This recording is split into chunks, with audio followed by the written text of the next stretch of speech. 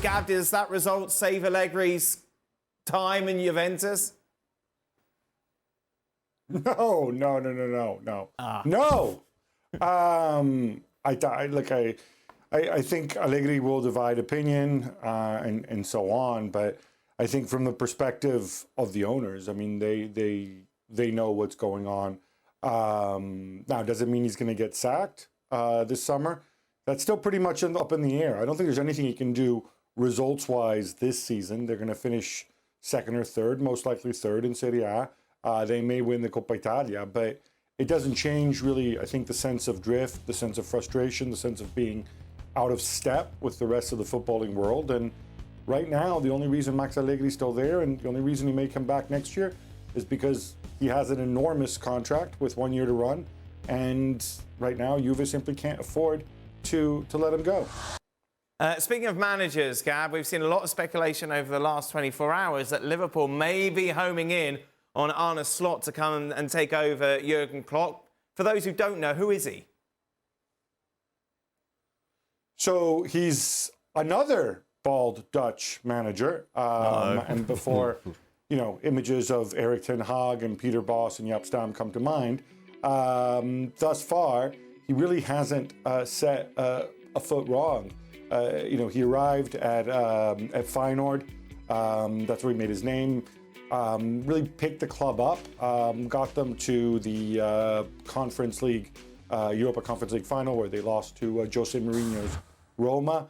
And then last season, they went on, despite losing a number of key players, actually, they went on and they won the double in Holland. And this season, of course, they're second. And once again, they've gone deep in Europe. And I think the thing about his style of football, you can definitely see a bit of a parallel between him and Klopp in the sense that this is a team that they like to press, probably more so than Klopp's Liverpool. He used wingers and wide area runners from midfield, probably even more than Liverpool. It's very front foot forward. It's exciting to watch. They are not winning the league to a Peter Bosz side. That needs to be specified. But look, he's done it, despite losing one of his best players, Kokuc, who went to Benfica in the summer. He's not somebody who complains. He's somebody who's generally quite charismatic.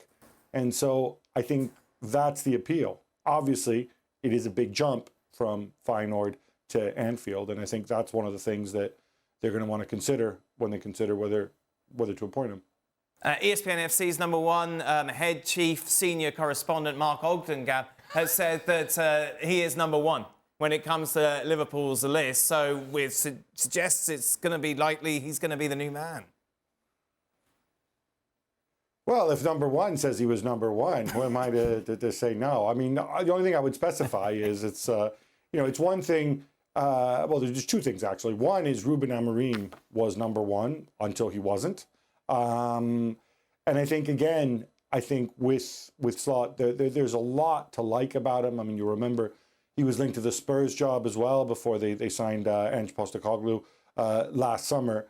But I think a lot of it has to do with him coming in, both sides meeting each other. You can study somebody from afar, study his football, blah, blah, blah, get a sense. But I think it's until you talk, you sit down until you talk about the project, as they like to say, how you're going to strengthen the squad, what big decisions you're going to make. Remember, Mohamed Salah and Virgil van Dijk, both of them are going to have a year left on their contracts. So there's big decisions to be made ahead. And, I think that could all change after that. But certainly I'm not surprised that Slot is very much up there on Liverpool's shortlist. A Dutchman that is charismatic. And has no experience outside of the Eredivisie. Oh, I'm not questioning that. I'm questioning a Dutchman that is charismatic. Right. I've never met one. I'll take that, Mario. Oh, Mario! Mario. No, apart from Mario. Apart from Mario. Did you work for Ruud Gullit, Craig?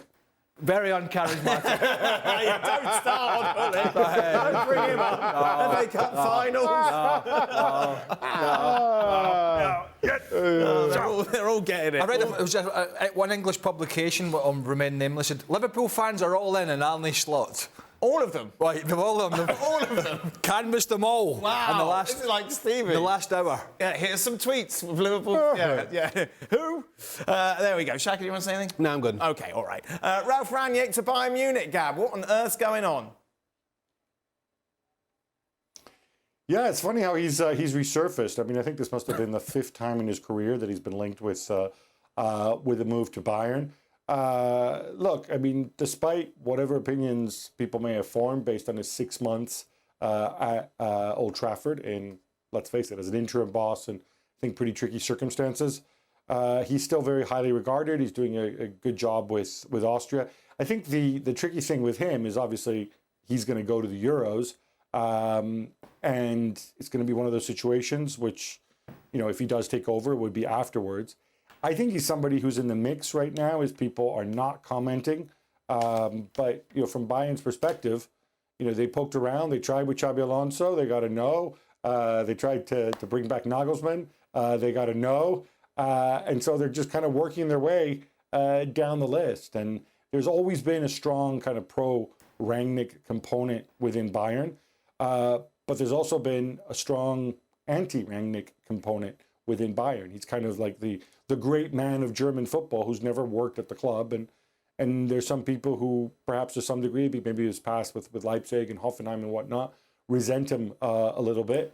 So I think that's going to be an interesting one to watch. But it is worth noting that, Max Eberl, who's now the sporting director at Bayern, obviously would have worked with Rangnick before. And there's obviously a relationship there. Beautiful stuff, Gab. Thank you very much. Gab will be back with us for extra time as well, by the way.